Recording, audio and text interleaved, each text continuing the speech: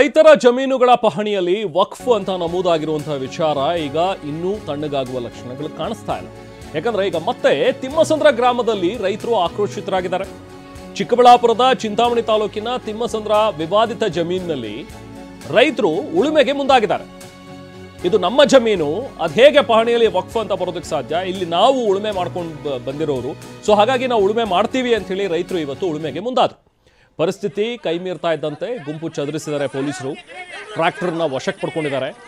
ಜೊತೆಗೆ ದೂರು ದಾಖಲಿಸುವ ಎಚ್ಚರಿಕೆಯನ್ನು ಕೂಡ ಕೊಟ್ಟರು. ಈ ಸಂದರ್ಭದಲ್ಲಿ ಪೊಲೀಸರು ರೈತರು ಮತ್ತು ಜಾಮಿಯಾ ಮಸೀದಿ ಸದಸ್ಯರ ನಡುವೆ ವಾಗ್ವಾದ ಕೂಡ ನಡೆದಿದೆ.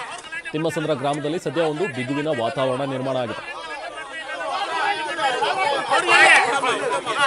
ಹೆಚ್ಚಿನ ಮಾಹಿತಿ ಪ್ರತಿನಿಧಿ ಭೀಮಪ್ಪ ಪಾಟೀಲ್ ನೀಡ್ತಾರೆ. ಭೀಮಪ್ಪ, ಈಗ ಹೇಗಿದೆ ಸದ್ಯಕ್ಕಲ್ಲಿ ಪರಿಸ್ಥಿತಿ? ಇನ್ನು ಕೂಡ ರೈತರು ಆಕ್ರೋಶ ಹಾಗೆ ಮುಂದುವರೆದಿದೆಯಾ? ಪ್ರತಿಭಟನೆಗಳೇನಾದರೂ ನಡೀತಾ ಇದೆಯಾ? ಹೇಗಿದೆ ಸದ್ಯಕ್ಕೆ ಪರಿಸ್ಥಿತಿ? ಏನಾಯ್ತು ಇವತ್ತು ಬೆಳಿಗ್ಗೆಯಿಂದ? ಚಿಕ್ಕಬಳ್ಳಾಪುರ ಜಿಲ್ಲೆ ಚಿಂತಾಮಣಿ ನಗರ ವ್ಯಾಪ್ತಿಯ ಒಂದು ತಿಮ್ಮಸಂದ್ರ ಗ್ರಾಮ ಪಂಚಾಯತ್ ಇದೆ. ಆ ಗ್ರಾಮ ಪಂಚಾಯತಿ ತಿಮ್ಮಸಂದ್ರ ಗ್ರಾಮದ ಸರ್ವೆ ನಂಬರ್ 13/2 221 ಮತ್ತೆ 13/20 ಮತ್ತೆ ಸರ್ವೆ ನಂಬರ್ 20 1 ಗಂಟೆ ಜಮೀನು ಕರ್ನಾಟಕ ಸರ್ಕಾರ ಚಿಂತಾಮಣಿ ಜಾಮಿಯಾ ಮಸೀದಿ ಹೆಸರಲ್ಲಿ ದಾಖಲೆಗಳಿದೆ. ಆದ್ರೆ ಇಲ್ಲಿ ಸುಮಾರು ಸ್ಥಳೀಯ ಒಂದು 10 ಜನ ರೈತರು ಹೇಳ್ತಕ್ಕಂಥದ್ದು ನೂರಾರು ವರ್ಷಗಳಿಂದ ನಾವು ಉಳುಮೆ ಕೊಂಡು ಬರ್ತಾ ಇದ್ವಿ, ನಮ್ಮ ಹೆಸರಲ್ಲಿದೆ ಮತ್ತು ಸ್ಥಳೀಯ ಲ್ಯಾಂಡ್ ಟ್ರಿಬ್ಯುನಲ್ ಅಲ್ಲೂ ಸಹ ನಮಗೆ ಜಮೀನು ಮಂಜೂರಾಗಿದೆ. ಆದ್ರೆ ಇದನ್ನ ಇದ್ದಕ್ಕಿದ್ದಾಗಿ ಇತ್ತೀಚೆಗೆ ಅಧಿಕಾರಿಗಳು ಒಂದು ಕರ್ನಾಟಕ ಸರ್ಕಾರ ಜಾಮಿಯಾ ಮಸೀದಿ ಅಂತೇಳಿ ದಾಖಲೆಗಳನ್ನು ತಿದ್ದುಪಡಿ ಮಾಡಿದ್ರೆ ಇದರಿಂದ ನಮಗೆ ಅನ್ಯಾಯ ಆಗಿದೆ ಅಂತ ಒಂದು ಕಡೆ.